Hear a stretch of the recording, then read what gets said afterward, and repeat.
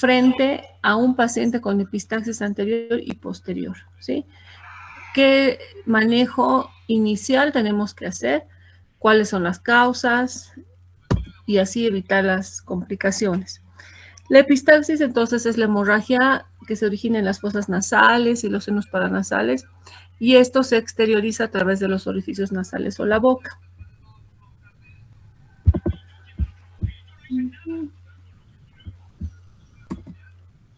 Irrigación, entonces es muy importante. ¿Me están escuchando, jóvenes?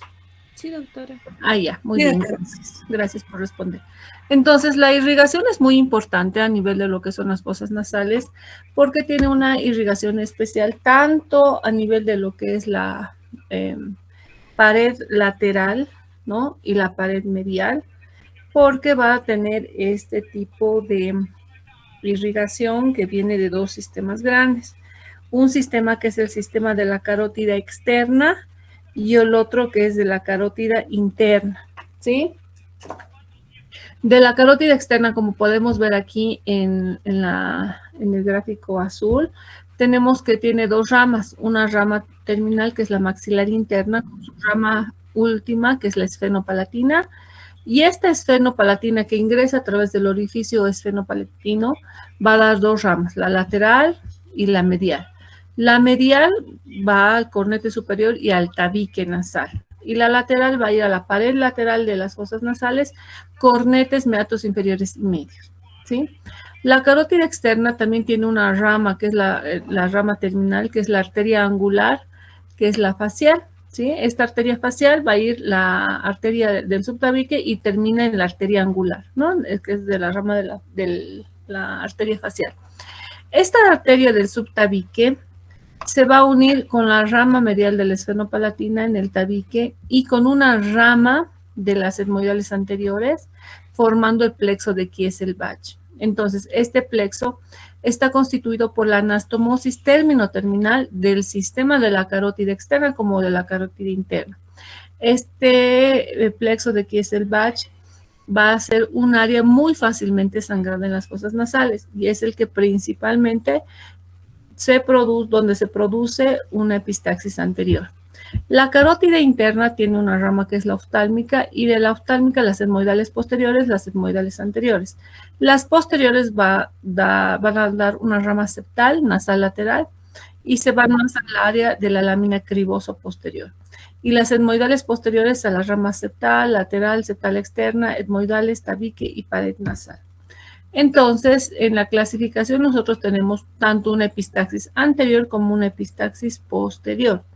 Es importante determinar dónde es la epistaxis, si es en la región más anterior o la posterior, porque el tratamiento va a ser diferente, ¿sí? Si la epistaxis anterior es anterior, la localización principal va a ser en el plexo de Kieselbach, ¿no? En esa área que ya les he explicado. Y la epistaxis posterior, la localización principal va a ser a nivel de la pared lateral de las fosas nasales, a nivel de lo que es el orificio del agujero esfenopalatino. Esas ramas que estén emergiendo de esa zona son las principales que van a sangrar. Por eso un sangrado anterior es mucho más fácil controlarlo que un sangrado posterior. Eso es importante que lo tenemos en cuenta. ¿Cuáles son las causas? Entonces pueden ver en esta lámina diferentes causas, ¿no? Entre las que puedan ser locales, entre las locales pueden ser tumores o neoplasias nasofaringeas propias de la nariz, neoplasias sinusales, pólipos nasales benignos, fibroangioma, lesiones metastásicas, hemangioma nasal, telangiectasias. Traumáticas, trauma digital, ¿no? Niños que se meten el dedo en la naricita y se van ulcerando y producen epistaxis.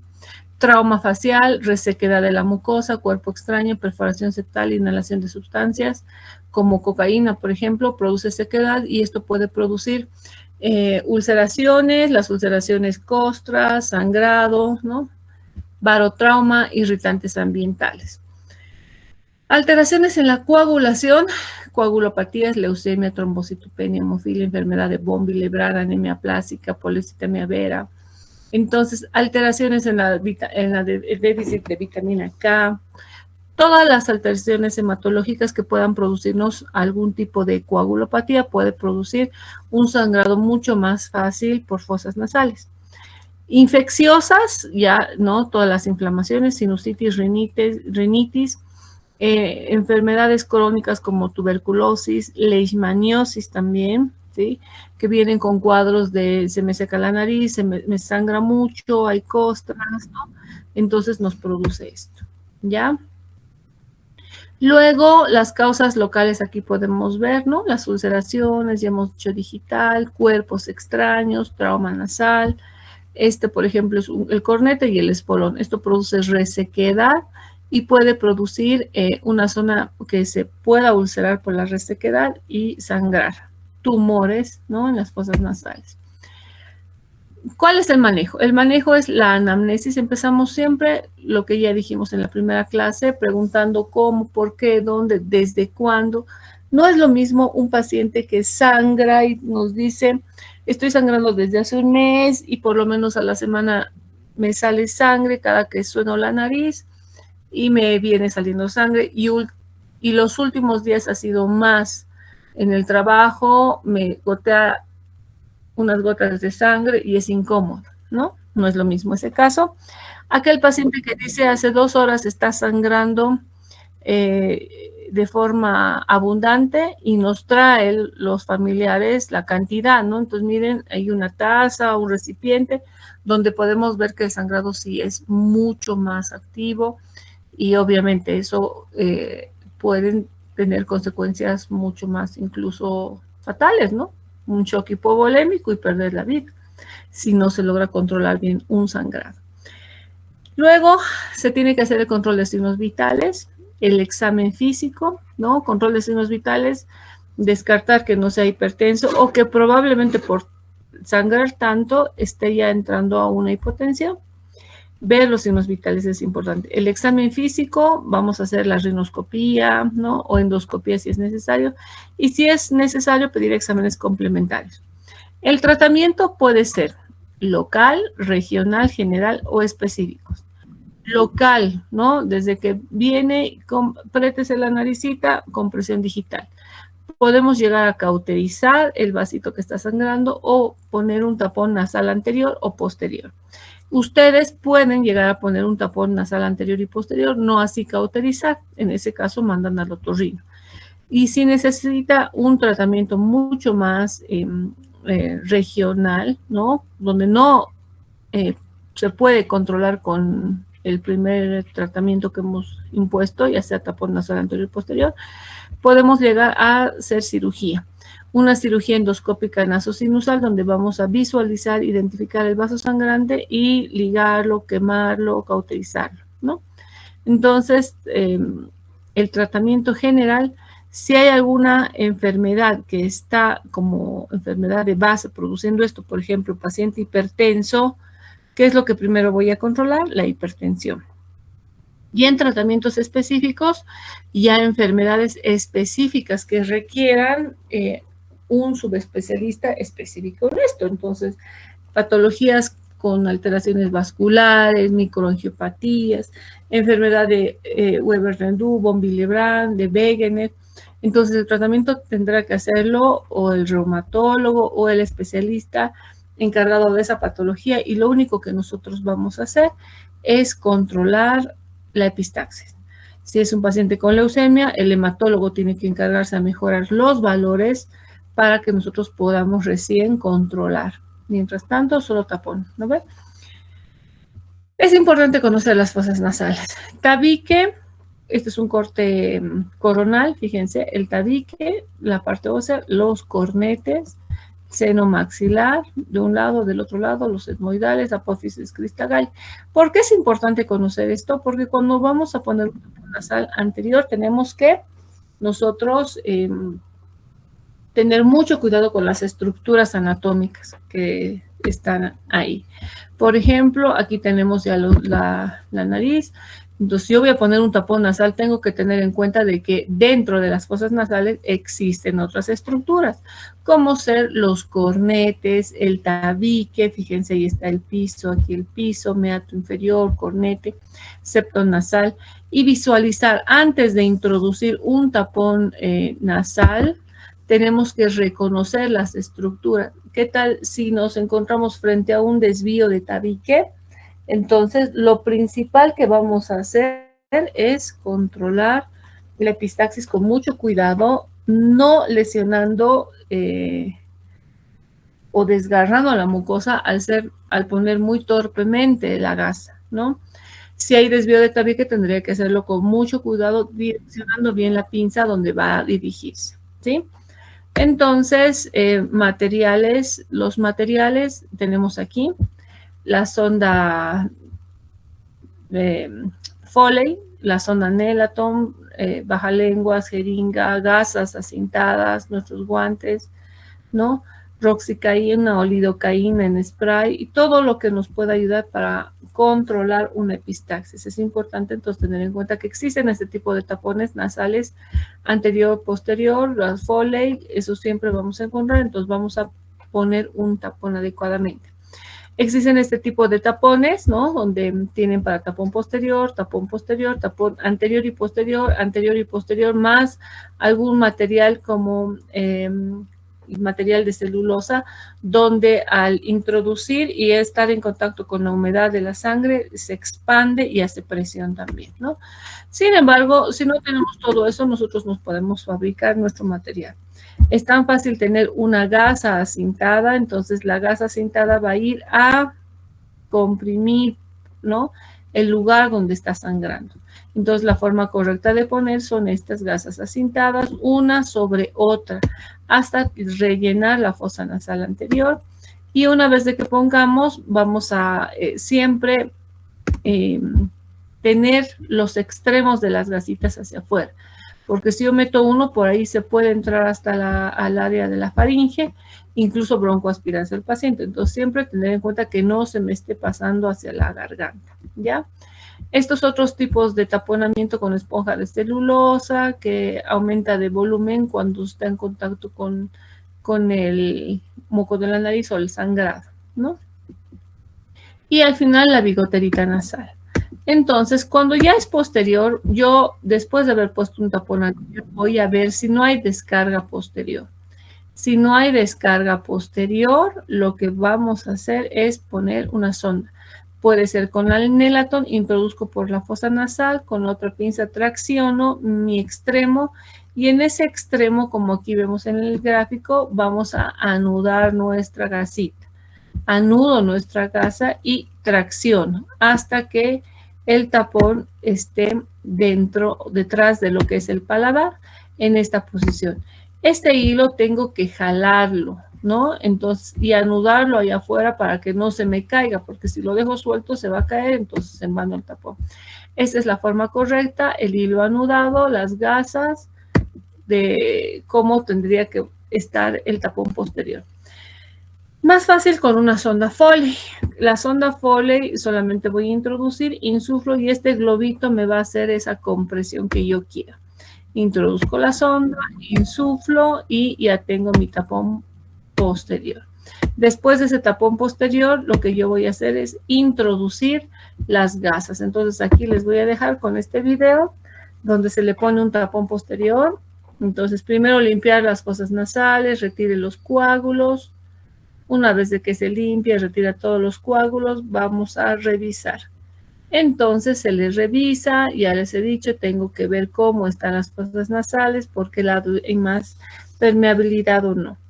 Decido poner un tapón posterior cuando, después de haber puesto un tapón anterior, veo que hay sangrado por detrás. En la garganta sigue babeando, ¿no? Entonces, yo estoy consciente de que mi tapón anterior ha sido adecuado. Entonces, si ese sangradito sigue babeando por detrás, lo que vamos a hacer es decidir poner un tapón posterior. Entonces, siempre es bueno hacer la prueba de la sonda Foley. Fíjense, a ver de que no esté pinchada para que el globito, ¿no?, pueda llegar a comprimir. Una vez de que veo esto, Ya lo que nos va a tocar es, pongo un poquito de vaselina, puedo poner para que resbale más fácilmente y voy a introducir. Entonces introducimos por la fosa nasal. Si tienen lidocaína pueden poner ahí en la sondita o en la fosa nasal y en la boca. Entonces introducimos y vamos a colocar anestesia en la garganta también. Una vez de que colocamos, introduzco, ¿no?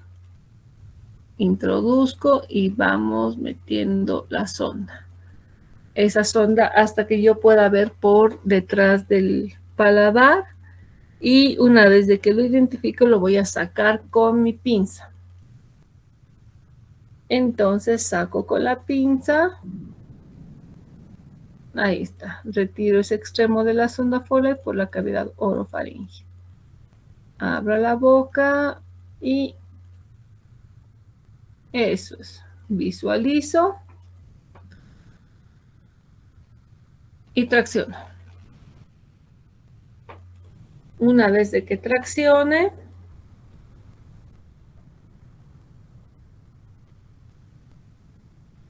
voy a insuflar ya el globito. Entonces lo que yo voy a tener es el globito y voy a empezar a traccionar, fíjense, y con la mano detrás voy a empujar para que se quede detrás del paladar. Entonces ya está ahí y tracciono. Este extremo lo tengo que traccionar fuertemente. De todas formas, este video está en YouTube, en la página que les he dicho. Pueden volver a revisarlo cuando haya dudas. Y una vez de que terminemos de poner el tapón con la sonda Foley, tracciono. Mi ayudante tiene que traccionarme esta sonda. Y encima de eso yo voy a poner tapón nasal anterior como debo colocar. Una vez de que hacemos esto, voy a fijar en un extremo para ver de que la sonda no se caiga hacia atrás. Y fijamos la sonda. Y después ponemos la bigoterita porque solo esa gasita vamos a ir cambiando si sigue sangrando. Entonces, y al final revisamos la boca por detrás que no haya sangrado, ¿sí? Ese es el tapón posterior. Entonces, el paciente debe ser internado con las indicaciones respectivas, valoración de un equipo médico en caso necesario y valorar si necesita conducta quirúrgica. Recomendaciones. En caso de no controlar una epistaxis, el paciente debe ser derivado a la especialidad de otorrinolaringología para determinar conducta. No se queden, si no pueden controlar, traten de controlar hasta donde pueden y luego refiéranlo, ¿no? Eso es todo. ¿Tienen alguna pregunta?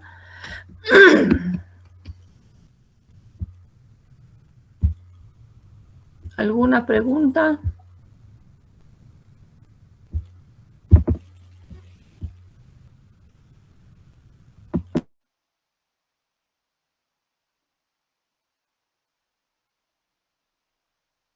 Bueno, entonces eso es importante, ¿sí?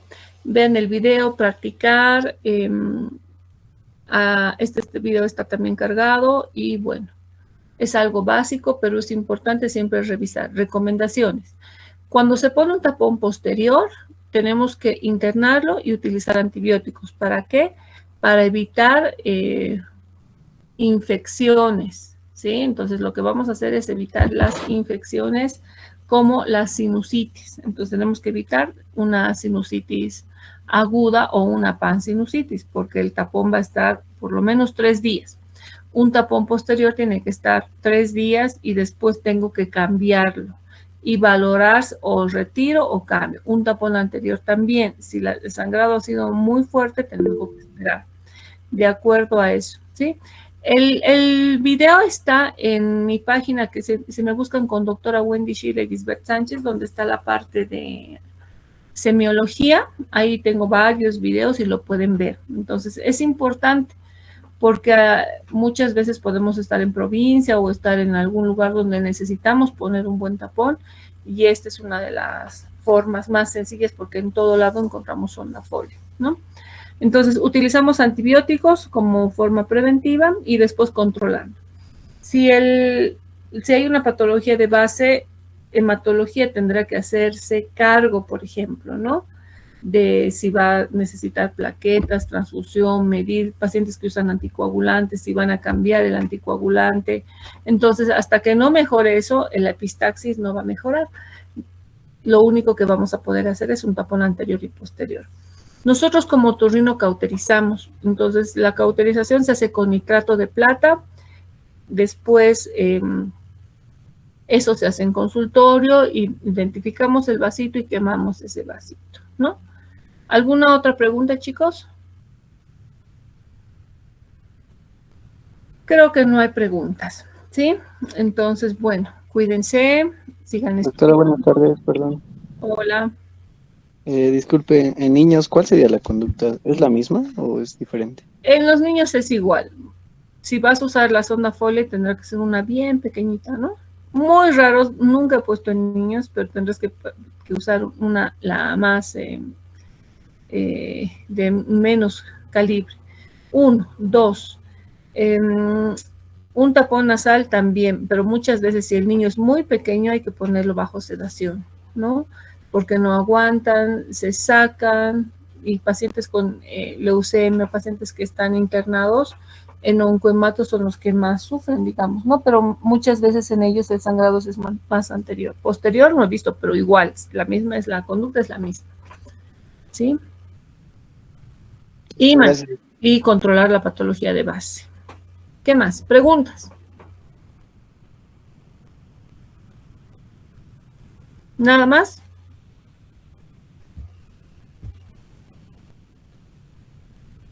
Bueno, entonces creo que con eso ya estamos.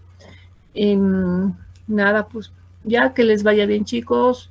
Estudien, vayan viendo los videos cuando les toque las prácticas de otorrino, que por lo menos ahí podemos ver cómo se hace una rinoscopía, otoscopía, y eso les sirve, ¿sí? Gracias, nos vemos, hasta luego. Gracias, chicos. Hasta luego, doctora. Chao, chicos, gracias. Hasta luego, doctora. Hola, doctora. Chao.